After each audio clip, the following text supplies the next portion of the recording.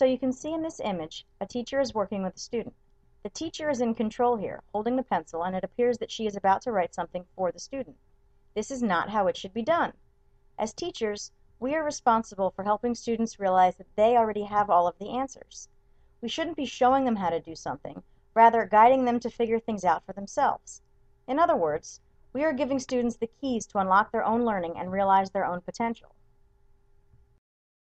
One of the assignments given to my 8th graders during a unit on telephone vocabulary and conversation was to record a voicemail message inviting a friend to do something with them. They were instructed to use a program called Audacity for this, in order for me to ensure their pronunciation was correct. And I had a student email me and say, Ms. Katz, my microphone's not working. I can't do this assignment. Can I just type it? I said, no, I'm really sorry. This is an audio assignment. This needs to be a speaking assignment. Within 10 minutes, he emailed me a Voki that he created on the internet. Now, it wasn't his voice, but he found another option within 10 minutes of me telling him that, sorry, you can't type it. The assignment was for it to be a verbal project. All I did was tell him he needed to find another source. And he went out and he did that and sent it to me within 10 minutes. And I was so impressed by that because he literally did what I expected of him. I didn't tell him, hey, you know what, try to use a Voki or maybe try to borrow this. I said, find another way to do it. And he did. And that's the kind of things that are making me as a teacher feel better about teaching, because I'm not giving them the materials and I'm not giving them the information. I'm showing them how to find it. And I'm encouraging them to find it on their own and in whatever way that helps, because once they take ownership of their own learning, they're going to remember things better, they're going to understand it better, and they're going to make it so it works for them, in which case they're going to the information is going to last longer. They're going to retain so much more for such a longer period of time when they can own that learning. So these are just some images of this past year, students receiving the netbooks, and what it looks like in a classroom when every student has a netbook in front of them. What I found, another way that I'm giving up control, another way that I'm allowing them to be more important in their own learning, is that I have a website that I maintain. I'm sure most teachers have websites, put up the homework and things like that, but what I've done differently this year is that I posted the daily agendas every day as well as the homework. So when students are absent, they're expected, because they have netbooks, to go on and find out what they missed in the class that they were absent for. So when students come back into class and I say, okay, well, you missed this last class, they'll interrupt me sometimes and they'll say, oh no, I already know, I looked at your agenda. Or I'll say, well, I'm coming around checking the homework to make sure that they have it completed. And I'll say, well, you were absent. Oh no, but I went online and I already did it. It's allowing them to have that responsibility and to know where they need to go to find that information. And if they don't understand something, finding the resources to be able to help them with that. There were days where students came in and it was totally not expected. I mean, I told them what I expected them to do when they were absent, but the fact that they'd come back in with homework assignments completed when I hadn't even seen them for 2 days and they had everything done, I mean, it was awesome, because they also recognized that they wouldn't want to be behind. And what's so great about real life? You know, we have jobs, we have to get things done, or just because we're absent one day doesn't mean the project still doesn't have to be completed. And so that's what you want to make school like, as much like real life as possible. So they do start to really invest in that. And when you can have them doing their own work and coming in, and the other kids are hearing about it, and it's maybe because they don't want to miss something, or they know what's going to happen the next day, they're all going to be working on this project together, or they want to be paired with their friend. You want them to realize that, okay, real world isn't like traditional school, where when you're absent, it's okay, we come in and we're going to help you and guide your hand. You want them to be able to find those answers. Where's the information that I need? And you know, the next step is now having the kids do more and more of this for her. You know, the kids are now going to be putting things up online more. They're going to be putting up all the reviews, all the information they're finding. You know, you have the kids start taking the notes with everybody else. Maybe you have 2 kids taking notes in the classroom. They're focusing on different aspects of the classroom, and the kids are talking about what they've learned. But whenever you can, when you give it back to them, it really is an amazing thing. And I know that some of you are doing this already, and you can attest to this. It's truly beautiful, and I think that's the big thing for her that she's learned this year. And that's why I use her all the time to talk to the other teachers, is because for Alyssa to have done this in 2 years and really be able to like step back and let the kids take over, that's a scary thing to have that.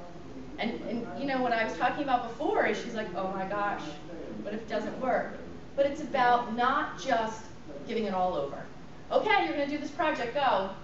It's about those guiding questions. So you hear about that with the flip model, where people are like, okay, we'll have them watch a video, and then you come into class, you talk about the video. You need more than that. So I did start implementing the flip model, trying to, again, have the students be responsible for their own information and learn the information on their own. One of the things that really stood out at the end of the year when I was talking to them, I would assign YouTube videos. I would go on YouTube and I'd find videos that I thought would teach the material as well or better than I could teach it in the classroom. So they'd come in already understanding it and then would use it together in the class. And there were students that watched every video that I showed, and there were students that never watched a single video, and there were students that watched the videos on occasion. So I asked them one day, I'm like, well, why are you not watching the videos? Like, what makes you watch them more? And the majority of the students said that unless they had an assignment to go along with the video, they weren't going to bother doing it. They also said that if I'm going to go over everything in class, they would do it.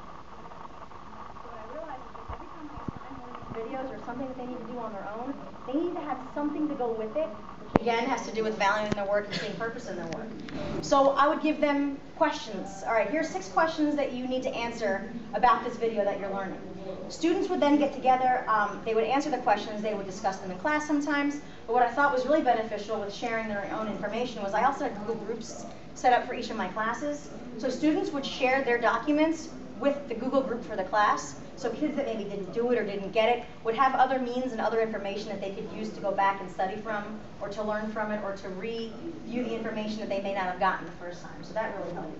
The other thing I noticed, and this is something I'm going to be working on for next year, students were less inclined to watch a lot of these videos because they didn't know the person that was presenting. And what I realized that something I'm going to need to change for next year is one of 2 things. Either I'm going to make all the videos because they're used to watching me, or I'm going to find students that want to make these videos because when they're watching their peers, they're also going to be more engaged and more interested. That's what my goal is in the end, is to have the students making all these videos, these video tutorials to teach their classmates about the material. But I did realize that if they're seeing somebody else that they've never seen, they're going to be less likely to be interested in the information that they're being given. One of the best things she does is after she does something, she finishes something, at the end of the year, she gave them a questionnaire. Why did you do this? When you did it, you know, when you did the lessons at home and you watched the videos, when were you more inclined to answer the questions? You know, she got a lot of feedback this year by doing that can help her next year. We don't think like this. We give an assignment, we give kids grades, it's all coming from us. This is that part that she talked about, the teaching learning. She's finding out what you like about the assignment. Sometimes I've seen that on the bottom of the rubric, what's your favorite part?